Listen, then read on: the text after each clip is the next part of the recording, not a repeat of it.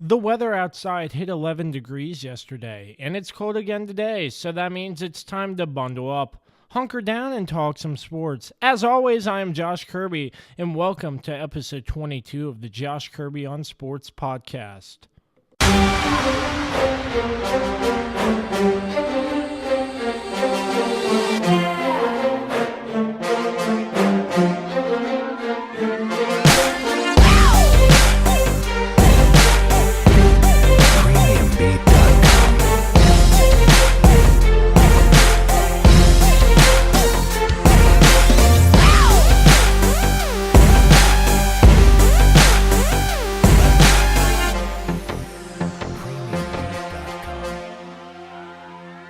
Oh, indeed. I'm glad you connected. This is Dave Johnson, voice of the Washington Wizards. You have connected to the right place because you are listening to my man, Josh Kirby on Sports Podcast.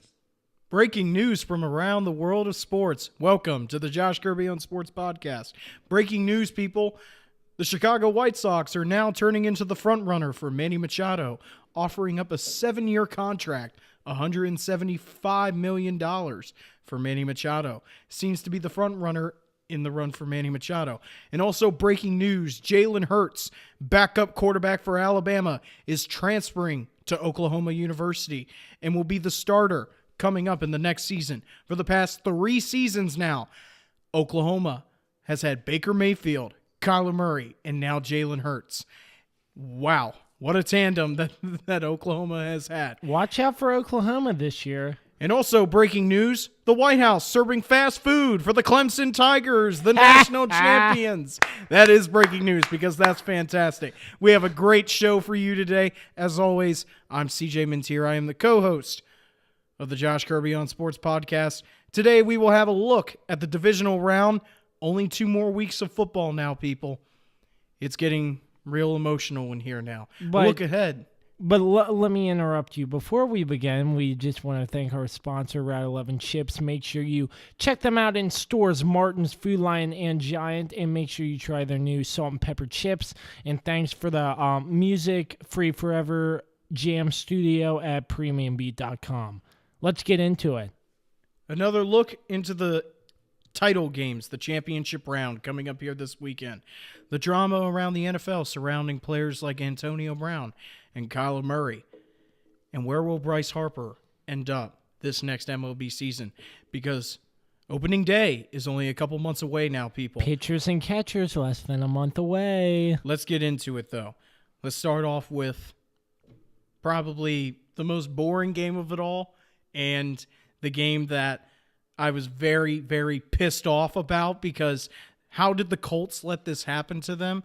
What happened between them going out this week compared to last week when they were facing a worse defense and probably a team that they easily could have handled in the Kansas City Chiefs? The Colts looked like a 6th seed in this game. Absolutely no offense, absolutely no running attack, which is what they had against the Texans. And now I believe that Patrick Mahomes is definitely going to be the MVP winner, because in his first playoff game, he lit it up. And now we're going to have, once again, for the AFC Championship game, a team face the Patriots for the 8th straight year now for the title game. Well, I mean, I wanted to see the Colts win. I thought the Colts had a shot, but I don't know. They literally looked like horses. Can't play worth a damn. They literally looked like Colts.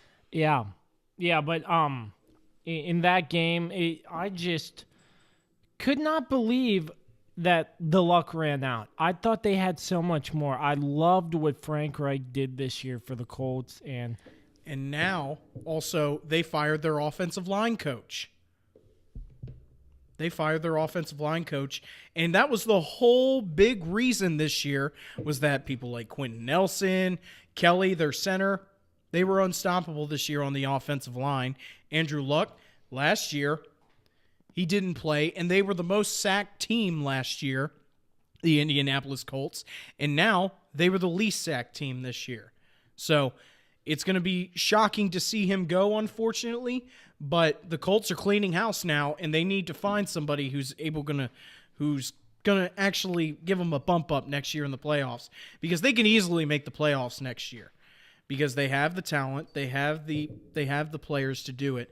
But against the Chiefs, they did not do anything. I literally was just I could not tell you how many offsides penalties I saw on 3rd and 4s that gave them first downs, the Chiefs. I was so upset because it's like, this is the playoffs. You do not make these mistakes in the playoffs. And on top of that, the Chiefs, they're the number 1 seed. They're not going to make that many mistakes to give you. Now, Patrick Mahomes, as I said before, Patrick Mahomes is the MVP winner in my opinion right now because of the way that he's handled the playoffs, especially because Drew Brees did not impress me that much against the Eagles, who are literally another number 6 seed. Yeah, so in this game, what I saw was not that much offense. Only 80... A lot of mistakes by the Chiefs, too. Yes. It was a rough game to watch. Yes, it was, but the Chiefs came out on top. Only 87 yards on the ground for the Colts. That's not going to get you the win. And for the Chiefs, 180 yards on the ground. That's one reason why the Colts lost this game. The rushing attack wasn't there. Andrew Luck, only 19 for 36. Wow.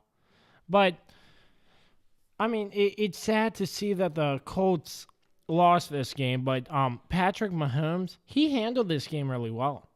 Yeah. I mean, yeah, there were mistakes, like they you didn't said. get first exited this year, which is different. Yes. Maybe Patrick Mahomes has something different than Alex Smith. I don't know. Yeah, but, I mean, he handled it really well, but the real test is he going to handle New England well? Well, this is different because New England's a completely different team. In the playoffs. Well, no, they're just a completely different team than Indianapolis. They are a team that you just can't get a beat on. One week, their run defense is absolutely horrendous. Then, we'll talk about here in a sec what they did against Los Angeles. It's unstoppable. You can't get a beat on New England especially. And I don't know what the Chiefs have to do to beat these guys because they've been to this game coming up here for 8 straight years. They have been to the title game for the AFC Championship. 8 straight years. I want you to think about that. For 8 straight years, we have seen another team play and then the Patriots for 8 straight years in the title game. And now, Damian Williams, you better have the same type of game you did against the Colts because Patrick Mahomes is not going to be able to throw the ball 40 times or 50 times against the Patriots because they'll catch on to that. They absolutely will. But the Chiefs win 31-13, kind of convincingly, but there's nothing in this game that stood out to me. It was a rough game to watch. This game was very rough to watch. It's been a trend in the playoffs. Please correct me if you disagree, but I disagree. Okay. I don't know. No, Go but ahead. these AFC games have been one-sided. Oh, and, Jesus. in all the NFC games, it's a shootout. It's actually pretty fun to watch, yes. Yeah, like all the AFC games I watch, I'm like, why am I watching this game? Because, I mean, I love We all know football, who's going to go. The Patriots are going to go. Like, there's no point. No, but I'm saying, like, you just expect it from the AFC games. It's like, why do I want to watch this? The Patriots are going to make it anyway because it's been like that for the past 8 years. Yeah, I mean, like, the playoffs are all about fun football, and, like, those lopsided scores are like, man, this is boring. Yep. Yeah, but Chiefs, they have a tough test next week. But they do get the home field advantage. Yeah, they have played the Patriots once before. Yes. The good thing about these AFC and NFC championship matchups, these teams have faced in the regular season. Yeah, and we'll get into it later, but we could get to a very interesting Super Bowl, and we'll talk about that soon, but let's move on to the second game, the blowout. The score doesn't do it justice, but it was a blowout. The Patriots won 41-28 over the Chargers. I knew they were going to win. That game was actually a blowout. I stopped watching after halftime. Yes, I because did too. I could not watch it anymore. I went and got snacks for the game for the next game. Oh, okay. So you got ready for the Eagles. The Eagles game. Yes. Excuse me. So yeah, this game 41-28. That score doesn't do it as justice because if you watch the first half, it was 35-7 at the half. 35-7, the Patriots over the Chargers. If people can do that math correctly. The Chargers, I said it last week, this is a completely different team than Baltimore. Yes. The Patriots are not the Baltimore Ravens. They're not Yes. going to pressure you or play man press coverage every single down on defense. These are guys who like to mix it up on you because guess what? These guys study film, I think, more than anybody out there. These guys know they know your ins and outs everywhere. And the Chargers, what did they learn about the Chargers last week? Well, they like to rush the passer. So what did the Patriots do? Well, they brought in 6 offensive linemen a lot of the time, and they stopped the pass rush because they knew it's like, okay, well, if Tom Brady has time to throw, then we're going to be able to throw it if we bring in 6 linemen. And they did. And so what did Tom Brady do? He was on fire. He looked like the GOAT. He really did. And on top of that, Sony Michel, the running back from Georgia, is the key to victory for him. 24 carries, 129 yards. That Sonny Michel right there, he put a lot on the ground to help the Patriots to win. But for the Chargers, it's the playoffs. And 51 Melvin passes. Gordon only gets 15 yards rushing. Okay. 19 total yards. Stop shouting. It's okay. I know you're frustrated because it is the playoffs. Because I have said it. But 19 plenty of total times. yards in the playoffs. What are they doing? I'm saying that I have said it a while. You have to play defense and run the football. Who won the game? But it's in the playoffs, and this coaching staff needed to run the football more. Only 19 yards in the entire game in the playoffs. If I would have seen that stat before this game was played, I would have said the Patriots are going to win. Well, I don't know That's why. ridiculous. Like, seriously, 19? My. Well, Phillip Rivers now officially is 0-8 against Tom Brady and the Patriots since he's been in the league. I think that speaks volumes. It's like, why don't you try and run the football? Because how many carries did they have, Josh, total for the Chargers? 10 carries, 19 yards. So 10 plays, they literally ran the ball. The other 51 that Phillip Rivers threw the ball. Yeah, I could see how they knew that the ball was coming. Justin Jackson, 1 carry, only 4 yards. But Melvin Gordon, 9 carries, 15 yards, and a touchdown. He did have the touchdown. But Go fantasy. Who cares? 19 yards. The Chargers deserve to lose that game by that stat right there. Yeah? Yep. Okay. Well, as I said, though, if you stopped watching at halftime, you would understand. Because the Patriots are now going to play for the AFC Championship. I'm going to say it again, for 8 straight years now, people. And the difference in this game compared to when in past years is that they're going to have to go on the road. But I am telling you, if you knock the Patriots because they're playing the Chiefs, you are sorely mistaken here, people, because they have done it before and they can do it again. And on top of that, Tom Brady could possibly win his 6th Super Bowl if they win on Sunday. But also, let's not forget that Arrowhead Stadium, we think of Foxborough as a stadium where it's hard to win in. Arrowhead Stadium is a nightmare for opposing teams. I believe they have the Guinness World Record for the loudest sound on the decibel scale. So they're going to come with their noise. But the fact is that that's not going to pressure Brady. That's absolutely not going to pressure Brady. And especially if Sony Michel and that offensive line can do what they did against the Chargers, because the Chargers pass rush and defensive line is a lot better than Kansas City's defensive line and pass rush. I believe that Tom Brady could have a very good day against this defense. Just because they showed up for one game does not mean that they will show up every single week. Because this is the Patriots. They will find you out. They will. They will pick on every little thing. They'll say like, oh, he's weak on his left hip a little bit. Let's turn him this way. Touchdown. I have watched America's game do your job every single time on the New England Patriots. These guys know how to take you out. It is fascinating to listen to Bill Belichick and hear how he is able to break down each player and talk about how we can beat this guy in every aspect. It is amazing. Yeah. I am picking the Patriots over the Chiefs for the simple fact that, like, look, this is the 8th year in a row. Somebody's got to do it, but I don't think the Chiefs have it in them. Well, in my opinion, I think the pressure is going to crack in this game for Pat Mahomes. Mistakes will be made on Kansas City's side of the football, and the Patriots are going to make it to the Super Bowl. So you're picking the Patriots like me? Unfortunately. But yes. Hey, it's better than Alabama making it to the national championship, in my opinion. Okay.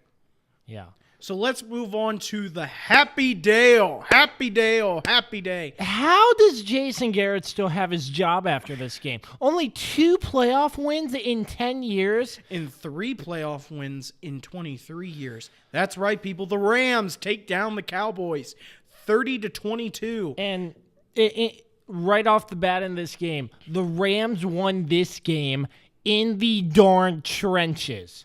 You would think Todd Gurley would be the lead rusher in this game. He only had 16 carries for 115 yards. That's a 7-yard per carry, though. Yeah, but when he was out, C.J. Anderson was like, yeah, I'll take over, and I'll do a pretty darn good job doing what I do. And he's been on the Broncos. I remember that. He played pretty well. But C.J. Anderson, for his size, he can run the football.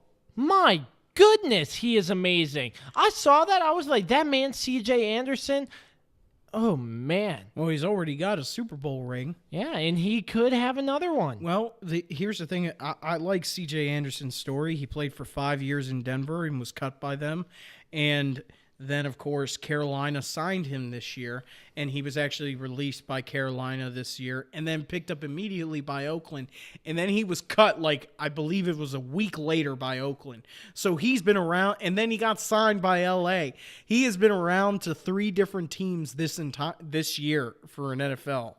Yeah, that makes no sense. How can you cut a player a week after you signed him? Well, it's a bottom line business. Yeah. That's the thing, is that the MLB is worse. Let's not forget, the MLB, if a pitcher could literally pitch an inning and be dropped like that. Just like that. The farm system is completely different. But in the NFL, C.J. Anderson, his story was great this year.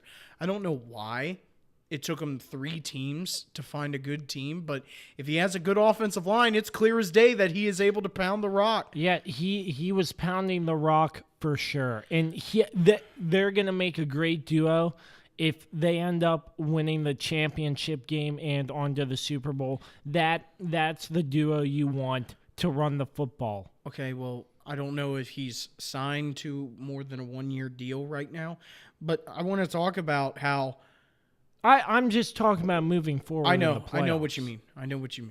I want to talk about how I'm just so happy right now because the Cowboys, this wasn't the Cowboys offense that lost them the game. As Josh said it, this Rams rushing attack, my God, the Cowboys defense got punched right in the mouth. They literally got punched in the mouth. That defensive line had no pressure all game long. They got absolutely steamrolled in the trenches. Yeah, their defensive coaches were having a fit over there their defensive coordinator was having a fit with them. Yeah. But I want to take into account that was amazing to watch because you can see those 2 professionals, Leighton Vander Esch and Sean Lee, while he's just yelling at him, throwing the headset, telling him, this is what you need to do. All you see is their head shaking. You got it. That's a professional. And that's why those guys are playing, because they know how to handle criticism. Yes. And they know how to take it. They're coachable. They're very coachable. And that's why they're able to play and some others aren't. Mm-hmm. So, but the Cowboys literally got punched in the mouth this game. It was, I was like, isn't this the 4th best defense in the NFL? Oh, that's right. They're overrated. So it's not a surprise to me that you got punched in the mouth. You can't rely on your defense all year. You can't, because your offense has got to score points. And what happened?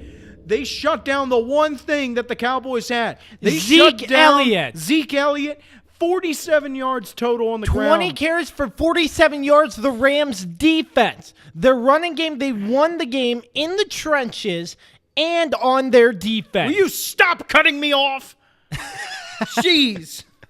You're taking the words out of my mouth. But yes, Zeke Elliott. I'm sorry. I had a lot to talk about on this game. I got you. Yeah. No, I understand. There was a meme that came out. It said, like, the cereal bowl, the huge thing, the huge bowl that he eats cereal out of. Yeah, it was all filled with L's. He was just taking a big bowl of L's because that's all he got all game. He got nothing. Yeah, and Ndamukong Suh, Aaron Donald, he didn't have a fantastic game, but he didn't need to because his defensive line and whole defense was right there, and they were ready for the rushing attack from Zeke Elliott. It's not the same defense as it was in Seattle. Holy crap, I was expecting a little bit more out of the Cowboys, though, because the Rams are a different team than Seattle. But I think I have to give a little bit of credit, though, to Jared Goff because he handled it well. This was a game against a top-tier defense. This is not like the shootout that you had on Monday night against the Chiefs where he was able to throw all over the place. This is a top-tier defense, and he handled it very well. No touchdowns, no interceptions. There wasn't any turnovers in this game. He just let when he was called on to throw it, threw it with precise accuracy, and on top of that, he just let the running game happen because there was no reason to go away from this. But what is next for the Cowboys now? Fire your head coach. For the love of God, fire your head coach. That's not going to happen. Oh, I know it's not going to happen. As long as Jerry Jones is the owner, nobody gets fired, right? Yeah. People could say the same for the Steelers, but you know what? We actually win playoff games here, people. You're America's team, right? I would like to get into that in another show, Josh, on America's team, because in my opinion, Dallas is not America's team. It should be New England. Oh, I absolutely they believe have the red, white, and blue. It's only red, white, and blue, and they're called Patriots. Yeah. That's how America was found.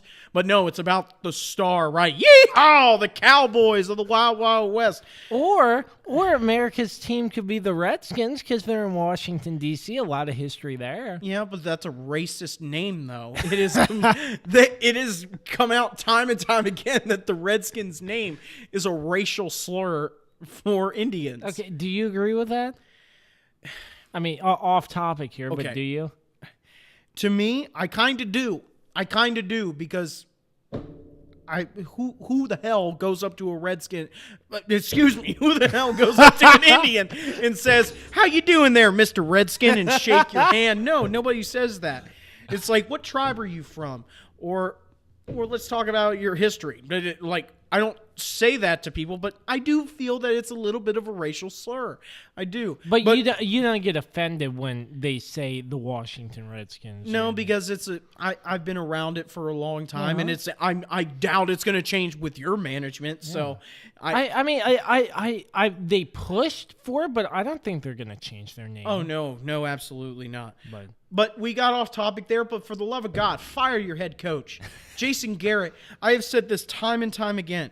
Jason Garrett, how in the world are you mediocre or below average at your job and able to keep your job for this long? How long has he been the head coach? 10 years, I want to say. Yeah. 9-10 years now. Around there. They've won 2 playoff games. Marvin Lewis finally got the kick in the ass out the door. But Jason Garrett has only won 2 playoff games. Mike Tomlin, he's won a Super Bowl in that time. He's been to 3 AFC title games. He's been to another Super Bowl.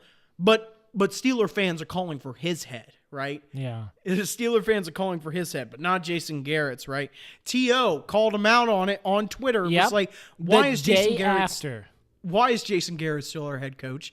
I was seeing him on the sidelines. There's no energy out of him. There's nothing from him. And a couple years ago, he won Coach of the Year. And I was like, how is he Coach of the Year? Why is Dan Quinn not Coach of the Year? But anyway, let's move on to how did the Rams take on the Saints here, though, Josh? Because we all saw what happened back in, I believe it was week 10, I want to say. And they got steamrolled. Yes, the score doesn't say that, but yes, they absolutely did get steamrolled against the Saints. But I'm going to tell you what I told you about the Eagles. It's a different team now. Yeah, with Nick Foles and their defense Exactly. back, not Bert and Ernie, like you've been saying. Yeah. But I mean, wow. I know like, Marcus Peters wants another piece of them. yeah, but the first play of the game, I was like, this team is different. They put up 14 points. I mean, that's all. What game are you talking about, Josh? Eagles and Saints. We're talking about the Rams here still. Oh. I'm talking about what the Rams need to do to beat the Saints here. Okay, I'm sorry. Yeah, I got it. So the score doesn't do it as justice, but yes, the Rams did get steamrolled in this game in terms of just the overall output in this game. That was, I think, in week 10, I want to say. But the Rams, I'm going to say again what the Eagles no, did. in that case, they didn't get steamrolled because I thought we were talking about it moved on to the next week. It's only Wednesday, folks. And the Rams, I believe, can win this game because anything can happen right now. Because it would be an interesting Super Bowl coming up here, had bearing the points and the teams that make it. But I believe that the Rams could go their first Super Bowl in a long time here because... Yeah, they only lost by 10, 45-35. Okay, but I know Marcus Peters wants another bit at him. Aqib Talib is going to play in this game. He didn't play in the game that they played in the regular season. So I know Marcus Peters, he wants another shot at Michael Thomas, and he also wants to fight Sean Payton too. So this game could get a little bit chippy. I definitely think it could, but I think that the Rams could beat the Saints. I'm still going to pick the Saints though right now. So now let's go into the next game. Wait, but before you fall asleep, apparently. No, but before that, when the Rams played the Saints the first time, the Saints only held the Rams to 92 total rushing yards. So let's see what Todd Gurley and C.J. Anderson can do. Yeah. So now the Eagles and the Saints. Yes, Eagles and the Saints. Sorry, Eagles. They came out. They looked like a different team from the first play. I'll say it again. Interception, and they put up 14 points. I mean, they put up 7 last time when they got steamrolled 49-7. But 14-20, they kept it close. But the Eagles were a different team. But their luck just ran out after Nelson Aguilar. No, wait, was it Aguilar? It was Alshon Jeffrey. Yeah, Jeffrey. Yeah, I get those two confused sometimes. But he had a catch that could have been caught, and it slips through his hands and gets picked off. It's very reminiscent of when Pittsburgh played them and Juju Smith-Schuster fumbled. I feel a little bit sad for Philly because they are the world champs still. Until someone takes the title, they still are. They are the Super Bowl champs. And to see where their season came from Carson Wentz going down and their season also falling apart because they had some heartbreaking losses to teams like Dallas and Carolina. They had a terrible season at first. But then, of course, Nick Foles comes in, turns their season around, and they make the playoffs. The Vikings lose to the Bears, and the Eagles make the playoffs. They go into Soldier Field and beat the best defense in football and beat them on a missed field goal. And then they go into the Superdome and go up 14-0. And all I could think of is that, man, Philly is going to the next round if they keep this up. But Sean Payton made adjustments going into halftime. I want to say it was that. I want to. I feel like it was. But I also don't feel it was that. I feel it was, in my opinion, I feel like it was the defense of New Orleans that stepped up more than anything because they shut them out in the second, third, and fourth quarter. No scores. And also, I want to say that it's going to be sad to see Nick Foles go. It is going to be sad. He's brought them their only championship. He's a Super Bowl MVP. Wait. How do we know he's going to go? I mean, I think he's earned a starting role somewhere. Definitely. I absolutely think that he has earned a starting role. And Doug Peterson announced that Carson Wentz was the starter moving forward. So yes, it's either Nick Foles will still be a backup or he'll take a starting job. But I surely think he's capable of starting somewhere. Yes, but maybe the Redskins. We've said it before that he needs the right coach to do this. Absolutely. Because when he was under St. Louis, he did not have a good coach in Jeff Fisher, who was not able to turn him into the right quarterback. Chip Kelly, we saw what he was able to do with him. He was able to be a good quarterback under Chip Kelly's offense.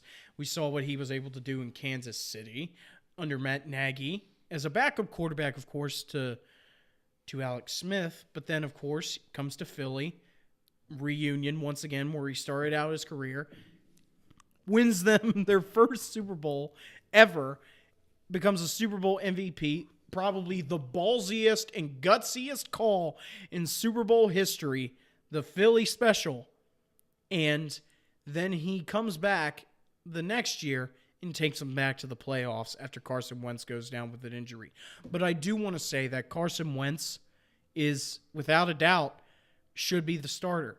If we look at what Carson Wentz was able to do last year, let's not forget here, people, this guy was going to be the MVP of the league.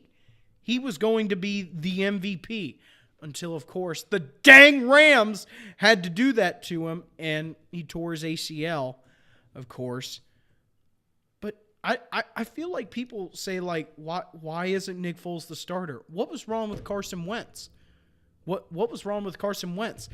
Here are Carson Wentz's stats this season. Completing 70% of his passes. 70%. Over 3,000 yards. He only played 11 games. 21 touchdowns, 7 interceptions. What are wrong with those stats? Nothing. What are wrong with those stats? But, of course, the bottom line is you didn't get wins. That's because your defense had Burt and Ernie in the backfield. You didn't have anybody for like 6 weeks. Your defense was absolutely putrid because a lot of players were hurt. He had, against the Giants, 108 quarterback rating. That's a good rating. Against Washington, a 98.9. And against Dallas the next week, in a loss. This wasn't a loss, okay? He had 120 quarterback rating, completing 68% of his passes. And what happened after that? He was injured. He was injured against the Cowboys. So I want to say this. For people who are doubting Carson Wentz, you need to look at the bigger picture and say, what? Just because he lost some games? Just because he lost some games. Not his fault, by the way. I feel that a lot of it comes on Doug Peterson because of his play calling. Let's not forget, the way that Nick Foles plays in the game compared to Carson Wentz is completely different, especially in the play calling. I feel like Nick Foles gets more of a chance to actually stay safe than Carson Wentz does. I'm getting off topic here, but I want to say that Carson Wentz is the right choice moving forward. He is a young quarterback. He has 4 national championship rings as a quarterback at North Dakota State. This guy knows how to win football games, okay? And for anybody doubting this guy because Nick Foles brought you in, Carson Wentz would have brought you to a Super Bowl as well. I know that's hard to believe because it didn't happen, but easily Carson Wentz could have brought you to a Super Bowl as well. Easily. Now the Saints, the road to the Super Bowl does come through the dome. It does come through the dome. And the Saints, as I said, I am picking the Saints. And also, I said it before, I do believe Nick Foles is gone. I do believe he is gone. And any possible landing spots for him, do you think? As we try. New England might need a quarterback. No, just kidding. Cincinnati. I absolutely could see him going to Cincinnati. I don't know. There's so many quarterback controversies going on now. I could possibly see him go to Minnesota just because Kirk Cousins sucks. But there's so many possibilities, but as I said, he needs the right coach. He needs a team, and he needs a coach. Because I say Cincinnati because the Rams quarterback coach is the front runner for the position in Cincinnati, and that's a great person to have as your coach. That's a great person to have. So, the divisional round is done. Who we got? Championship games. Who do we have? Our official Josh Kirby on Sports podcast picks. So, just think about this. The 4 teams left. Just think about these Super Bowls. You could have Chiefs, Saints, Chiefs, Rams, Patriots. Rams, Patriots, Saints. Wow. So we could see a Super Bowl of teams that have one Super Bowl each. The Chiefs and the Chiefs and the Saints, or the Chiefs and the Rams, they both have one Super Bowl each, of course. Or we could see the Patriots take on the Saints, the GOAT versus the most underrated quarterback of all time in Drew Brees. Or we could see the GOAT versus the Rams in a rematch of the greatest show on turf game back in 2001, which the Patriots won. For me, I'm going to say Patriots Saints, just because I believe in Tom Brady. I believe in Tom Brady. Well, it's going to come down to if the Saints can stop the Rams rushing. I do love the Rams, and the Saints are pretty good. I'm picking the Patriots, and the NFC is always tough. It's going to be the Patriots and the Saints. Because So- I just think the Saints are going to stop the Rams. Mm-hmm. I really think they are. The Saints are on fire right now, and I think the Rams rush it. If the Rams can have a good rushing day, then the Rams will win the not win the Super Bowl, win the NFC championship. But I don't know. I think it's going to be the Patriots and the Saints. That would be a good matchup too. So now that we have made our official picks to try and make it to the Super Bowl, and we've talked about some good football, let's talk about some drama here, people. Let's talk about some drama that has hit my team personally, of course, and has also hit the NFL in general. Let's start off with Kyler Murray, though, first. We all thought before the NFL draft that this kid would go into the MLB. He was drafted by the Oakland Athletics in the first round of the 2018 draft. He was going to finish out his junior season at Oklahoma, then go play Major League Baseball. Now, just yesterday, Kyler Murray has officially rescinded his offer and will now enter the 2019 NFL draft. To me, I do not like that because I'm a person who wants to look down the road, and when I see a guy of his stature in the NFL, I don't care what you did in college. People love to say that college football is better than the NFL. No, it's not. Because the NFL, these are the best players in the world. If you start for an NFL team, that means that you have proven yourself to be a great player. I want to say like one of the best college stars of all time, I would have to say, is Kyler Murray, because he was able to do something at Oklahoma that not a lot of teams did. He lit up the scoreboard, lit up opposing teams. He's a great college quarterback. Can he translate into the NFL? We thought RG3 was able to, and guess what? He didn't. Haloti Ngata made his life a living hell, and it ruined the rest of his career. These are guys who literally don't give a damn what you were in college. Oh, college superstar, get all the babes. You're gonna go first round, have all the money. Guess what? They don't care. They got a life. They have a family. They have mouths to feed. Okay? And when they know that their game check is on the line and they want to go out there and win, they're gonna do it. Haloti Ngata, ruined RG3's career. And now Kyler Murray, he isn't the biggest guy to be a quarterback in the NFL. I don't see him being a quarterback just for that reason. To me, he's not a Doug Flutie, but as I said, you would make more money in the MLB and also be able to have a better life, I feel, down the road. Because in the NFL, concussions are always an issue, and so are a lot more injuries. Rob Gronkowski, in my opinion, is one of the most dominant tight ends in NFL history.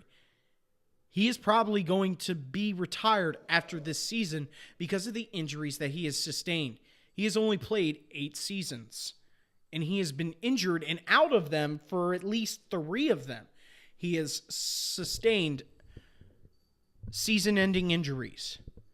All right, Josh, what about you? Well, this Kyler Murray situation, I think it's going to be another Russell Wilson. He's going to be another Russell Wilson. Oh, yeah? Because Russell Wilson plays in the NFL, obviously, and he's a member of the Yankees. Russell Wilson said he would play spring training for the Yankees. So, I mean, is that a bad thing? In my opinion, I think you should stick to one sport in the majors, but I mean, I think it's unique that Russell Wilson plays spring ball for the Yankees and still plays football. So, will Kyler Murray be the same? I'm not sure. But in my opinion, I still think if he wanted to be a quarterback, he needed to stay at Oklahoma for longer. So, I feel like he would have been better if he stayed for his whole 4 seasons instead of declaring early. So, it's going to be interesting to see. Seems like that's the talk of the town now. 1 year and done in college. Dwayne Haskins is declaring for the NFL draft. In my opinion, I am not impressed by him whatsoever. I am not. He has played 1 year of college. What has determined? He reminds me a lot of Cardale Jones. You remember Cardale Jones, Josh? Yeah. From Ohio State University? I was just about to say that. Cardale Jones. He's a backup for the Bills or somebody. I don't even think he's lost in the names of the NFL now. Yeah. Won a national championship at Ohio State University back in the first year of the college football playoff. JT Barrett goes down in the last game of the regular season. Cardale Jones comes in, wins 3 games in a row, including a national championship, was a big name. And then the next season he comes in, there's a quarterback controversy at Ohio State. Literally him and JT Barrett split games that season. It was either 6 games or 6 games. And Cardale Jones joins the NFL. What have you proven in your college career? And now what has happened? I don't even know if he plays for a team right now. Well, I really let's don't. check that, CJ. Does he play I don't for a even team know if right Cardale now? Jones is even in the league at the moment. But I'm saying is Dwayne Haskins has played 1 season, and he is eligible for the NFL draft. Sure, he's a bigger body, but I don't think he has joined the elite group of players in the NFL draft. Well, according to Google, he is a backup quarterback for the Los Angeles Chargers. So, Okay. Phillip Rivers is 97 years old, and he still can't beat him out. That says something. yeah, but it like the yeah. I agree with that. The heck was that? No, I agree. Like I just can't believe we were both about to say something about Cardale Jones. So, moving away from the college aspect, my Pittsburgh Steelers have had drama this offseason now, and it's only been a couple weeks into the offseason. Antonio Brown has basically has almost lost his job in Pittsburgh and might be traded away. Antonio Brown, and of course, I think it was yesterday or the day before, Jerry Rice, the greatest football player of all time. No question. No question. People who say Tom Brady is the greatest football player of all time have no idea what they're talking about. Jerry Rice is the pinnacle of NFL football. And if anybody wants to come at me with trying to say otherwise, I will back it up 100%. But anyway, Jerry Rice comes out and says that Antonio Brown really wants to be a part of the Scarlet Gold. I don't think that's the best team to go to right now. But in Antonio Brown's case, it might work out. Because I want to let you in on this here, Josh. Do you know who Ryan Clark is? Yes. Yes, he's a former Redskin, of course. Yes. Played with Sean Taylor back in the old days. Came to Pittsburgh for 4 years. And while he was in Pittsburgh, he was a great free safety for us. And Antonio Brown was drafted by us in 2010. And Ryan Clark was still with us at the time. And he basically told ESPN a couple weeks ago, if you give this guy money, he will become a monster. And he's not saying like a monster, like in Space Jam, like he's going to be a beast and everything. No, he will become an asshole. And now, and he came out and said, this is what happened. In 2012, this was the year that they were going to give money because Mike Wallace's contract was coming up. Mike Wallace's contract was coming up. And you remember Mike Wallace now, right? Yep. Mike Wallace his contract was coming up, and they were deciding whether to give it to Antonio Brown or Mike Wallace. Well, they gave it to Antonio Brown. And this is all from Ryan Clark's words. He's a former Steeler. I believe him because this is what he saw. He said the day after they gave Antonio Brown the money, he cursed out the defensive coordinator on the field. They said on the practice field that day, they came out, and he basically cussed out the defensive coordinator, Dick LeBeau. And let me tell you something right now. If that is true, I hope his ass walks right now. Because Dick LeBeau is the whole reason that we won 2 Super Bowls in the early 2000s.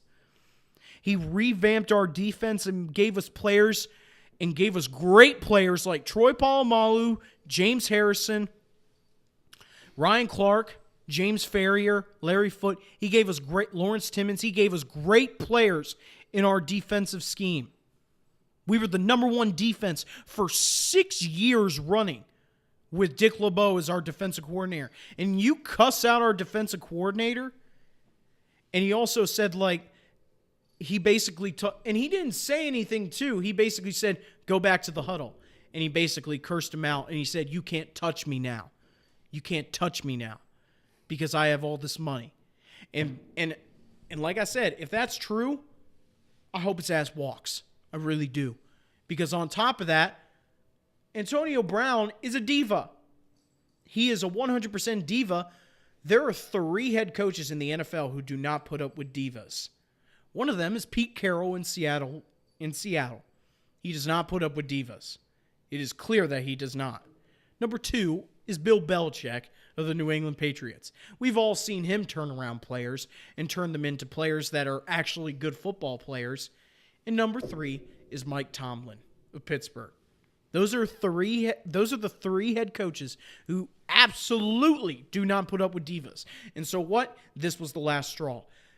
I don't think people are understanding what Antonio Brown did in the last week of the season because here's what happened. The entire week, I was like, oh, Antonio Brown's on the injury list. He's got an ankle injury. I was like, he wasn't hurt against New Orleans. He wasn't hurt. And then, of course, right before the game comes on, we see him on the sideline, and he's in this fur coat. He's basically there on the sideline. And the game ends. The season's over because Baltimore beat Cleveland, of course. Come to find out, hours after the game, Antonio Brown left the game at halftime. And according to that, he was never injured.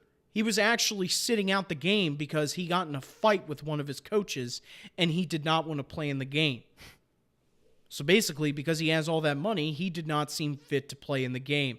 And on top of that, it was because he got into a fight with Ben Roethlisberger. And Ben Roethlisberger, he's a good quarterback, but he does have some blame to put out because he likes to point fingers at people. But Antonio Brown, players are supposed to be on the sideline wearing the team gear, supporting the team, being there for your teammates. What did Antonio Brown do? He was in his fur coat, left at halftime. And this is going to be my final point to Antonio Brown. When the Steelers were winning, Antonio Brown was pissed. You know what? You want to know why? Because he wasn't getting his catches. Yeah. He wasn't getting his production. He wasn't getting his milestones or whatever. This is a guy who has had over 100 catches in the past 5 seasons. Every single season. What happened when the Steelers were losing? Antonio Brown wasn't saying a word because he was getting his catches. Against the New Orleans Saints, 10 catches, $125 and 2 touchdowns. No peep from Antonio Brown. And then finally, the last straw. The Facebook Live incident a couple years ago in Kansas City. Yeah, I do remember that. Mike Tomlin is giving his post-game speech after we beat the Kansas City Chiefs. What is Antonio Brown doing? He's off doing a Facebook Live, not being a part of the team. You know why? Because he's got all the money. He doesn't have to worry about being a team player because you can't touch him, right? I hope Antonio Brown walks because the Steelers have never dealt with divas, and they have never dealt with players who think they're above and beyond the team. I've spoken a lot about Antonio Brown because I've said that he's been a great player, but I have now found out that it's because he's a whiner. He's a diva. Divas don't succeed in the NFL. Odell Beckham Jr. I want to talk about this for a sec. I went on a trip last year. I went to the New York Giants Stadium. I met one of their staff writers. This is a guy who writes down the game reviews, all the stats for the games. Yes. And and one of the questions that we asked him was, what's Odell Beckham like? And he said, he's a hassle. Instantly he said, he's a hassle. He's an issue. And I was like, why? It's like, he's hard to work with, man. It's like, why? It's because you have to be on his time. If you're not on his time, then there is no time for you. Wow. You have to work on his time. And you can't touch him because he has a one-handed catch all the way back here, right, against the Cowboys. That's how divas work in the NFL, though, Josh. So you met a staff writer? Yes. Wow. What trip was this for? It was a school trip for a club. Oh, really? So, yeah. Yeah, what, LFCC or? No, it was for JMU. Oh, really? That's nice. Yeah. More sports stuff. That's interesting. But Antonio Brown, case in point, either play the game of football or go play with somebody you want to because the Steelers won't put up with your drama. Moving on. Let's talk about Bryce Harper because this has been ongoing and I'm not really sure where he's going to end up at this point, but so far we know that the Phillies are the front runner. He met in Las Vegas with the Phillies talking, I don't know about what, but probably about joining the team. Last season, Bryce Harper, 2.249 batting average with 34 home runs and 100 RBIs for the Nationals. The Nationals, they offered Bryce Harper 10 years for $300 million. The Nationals said that was the best they could do. Yeah. That's the best they could do? Yeah, their best That's like offer. a max offer. What are you talking about? That is like the best. There is no max offer in MLB. There is no salary cap. $300 million. You are literally making $30 million a year. Yes. And, no, but Bryce Harper declined that. But the thing is, was that really the Nationals' best offer? I really don't think so. Yeah, but are the Nats really making a push for Harper? I don't think so. You know why, CJ? Because their young talent, Juan Soto, came up last year to play, and he stayed up because he showed that he could play the game of baseball at the major league level.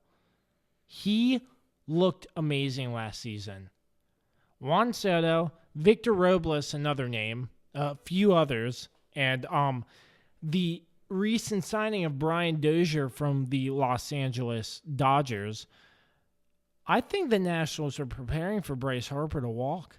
I wouldn't be surprised. I mean, yeah, I wouldn't either. But the thing about it is, will the Nats be worse without Bryce Harper? In my opinion, no. Because not in the game of baseball, not one player makes up a team. No. Yeah, Bryce Harper's been amazing. My first baseball game, Bryce Harper hit a walk-off home run. My very first Nationals game, Bryce Harper hit a walk-off home run. It was against the Pittsburgh Pirates, too. Yeah. But one player doesn't make up a team. And with Trey Turner and Anthony Rendon coming back, the Nationals agreed to arbitration with them. And I still think the Nats have some good in them. If Bryce Harper walks, I think they're going to fix it. I mean, they're going to bring in players who will take his spot, and hopefully they'll do the right thing. But, I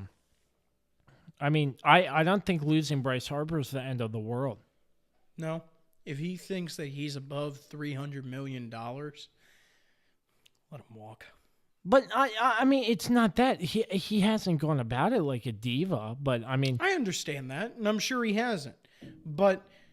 He's very gracious, in my opinion. Because he's... What? He's very gracious? Yeah, he's not being like, oh, no, I want more money. He just declined their offer, But if you're saying that it's $300 million, though. Yeah. I know his stats are great. 250 batting average, 34 home runs. But you want more than $300 million? If you're saying that this man is gracious, then why isn't he taking $300 million? I just find it mind-boggling that if you're saying that he's gracious, and if $300 million is the best offer that they can give him, if he's gracious, he would have taken $2 million. But no, he won't take $300 million. I'm sure he wants to win a championship. I'm almost positive because, let's face it, your Nats have not been the best in the playoffs. Nope. First rounded most of the time. Yeah, and that's coming on to my next point. Our skipper, Davey Martinez, came in last year, did all right. I mean, he was probably just learning the system because it was his first year after the Nationals got rid of Dusty Baker, like for real. I disagree with that 110%. I know you're trying to win a playoff game, but Dusty Baker was the answer. I love Dusty, but no. 2 years, you get one rounded, and you're gone.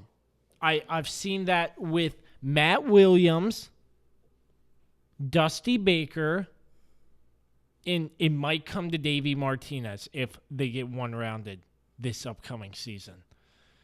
But, it's been a year with Davey Martinez, so hopefully I think he can be a good coach for them. But the thing is, he's got to figure out what to do if Bryce Harper doesn't come back, and I think he'll have a good plan in place. But I think it may be a make-or-break year, just like every other Nationals coach. I think it's a make-or-break year. But that's my thoughts on Bryce Harper. Manny Machado, as you said, he just got a big offer. His batting... It's not accepted, but yes, it is an offer on the table now. 297 batting average, 37 home runs, and 107 RBIs. So similar stats to Bryce Harper. Yeah. And he was in Baltimore. Baltimore, my goodness. Baltimore. Oh, my gosh. Their season just tanked. They're clearing house. Buck Showalter's gone. Their GM's gone. They got rid of Manny.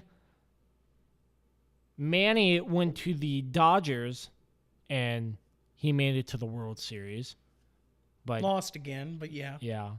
Yeah, the Dodgers, I mean, we'll get into this more, but the Dodgers in the World Series, the Dodgers in playoffs are a different team than the Dodgers in the regular season. I was going to say, which Clayton Kershaw are you going to get? Yes, Are you going to yes. get MVP Clayton Kershaw, or are you going to get bottom of the barrel, just took Yes. the smoke out of Clayton Kershaw? Yeah, but any ideas where Harper or Machado will end up? I wouldn't be surprised if Harper ends up in Philly, the city of brotherly love. I'm sure they'll make a good offer for him. And also, it's not far from Washington, D.C. And their rivals, too. Exactly. So why not? And I'm sure there's nothing in his contract that says to go to a rival team, and that would be okay. Because it is in specific contracts to not allow players to go to a divisional team. But I wouldn't be surprised if he goes to Philly, because I was there. Philly is that's a great stadium. I got to tell you, Citi Field is a great stadium. For Manny Machado, Citizens Bank Park. I'm so Citi sorry. Field I'm so is sorry. the New York Mets. I'm so sorry. Oh, my gosh. I'm sorry. And I was just there, too, in April. So We're making mistakes all over the place. Manny Machado, though, if he declines this offer from the White Sox, then I couldn't freaking tell you. I really couldn't. $175 million. Is he gracious too, Josh? No, Manny Machado, he's a talker. He's a guy that likes to get heated. I couldn't tell you. I wouldn't be surprised if he goes to Chicago now. I wouldn't be surprised. Yeah. So, that wraps up the Josh Kirby on Sports podcast. Any last words, CJ? Well, we had such a great episode. Well, go Steelers. Our season's done. I got to still praise them. Yeah, go Redskins too. But yeah, I'm looking forward to championship weekend. The battle for the Lamar Hunt Trophy and the George Halas Trophy. Who? No, I'm kidding. I know George Halas. Yeah, but anyways, this wraps up episode 22 of the Josh Kirby on Sports podcast. Once again, thank you to our sponsors, Route 11 Chips, and to Dave Johnson, voice of the Washington Wizards, for our intro, along with Free Forever by Jam Studio at premiumbeat.com. Make sure you follow our social media pages, our brand new Instagram page at the Josh Kirby on Sports podcast, our Facebook at Kirby on Sports podcast. You got to come up with some shorter names here, Josh. I don't know how you remember them. I'm sorry. I run the social medias here. We might give the social medias over to CJ, but Facebook at Kirby on Sports podcast, Twitter at Kirby on Sports, email us at kirbyonsports@gmail.com, and yeah, and our YouTube at the Josh Kirby on Sports podcast. So until next time, we say so long. Enjoy your championship weekend. Stay warm out there. It's pretty cold. A lot of snow came down. Did you go sledding, CJ? No, Why? because I was shoveling. Man, what a nerd. Okay. Shoveling over sledding. Bring out your inner kid. But that wraps it up. Episode 22. Until next time, we'll see you later.